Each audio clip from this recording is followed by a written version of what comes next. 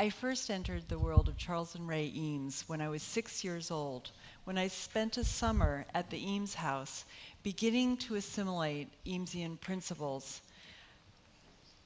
Most importantly was that of the importance of the guest-host relationship, which Charles and Ray totally demonstrated by clearing out their entire studio to make room for 4 guests, my mother, brother, sister, and myself. It was a summer filled with the valuing of play. Charles said that toys are often preludes to serious ideas. This holds very true for the House of Cards, a wonderful celebration of the uncommon beauty of the common object. They're slotted 6 ways, so the interplay of color, pattern, and texture is marvelous. Tall city buildings, plazas, even circular towers and domes can be made because of the flexibility of the small cards. The Charles and Ray Eames were no stranger to iteration. They embraced it with their chairs, with their furniture, with their films, with their exhibitions, and so too with their toys. Shortly thereafter, the medium house of cards was released, as was the giant house of cards. And you can see the capaciousness of the balconies as they hold the Eames miniature chairs. 50 years later, we released the blank medium house of cards. Blank on one side, Eames Starburst on the other. All ages thrilled to the cards.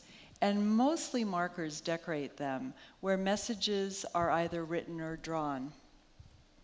Here is an example of Australian high school students who sketched Eames chairs in an exhibition. Multiple materials can be added to the cards, creating even a 3-dimensionality, which still makes the card functional as long as those slots aren't blocked.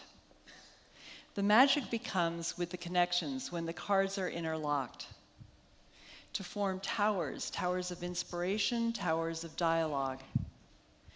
The cool thing is that each card, when it's in proximity to another card, can generate dialogue or generate a new idea.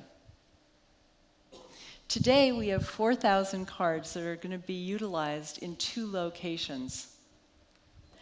I hope that you find this a compelling exercise and that you will help us to bring the cards to Grand Rapids students and beyond. Right now, the giant blank house of cards a new iteration is being made at the printer. And I urge you to stay tuned to Art Prize 2012.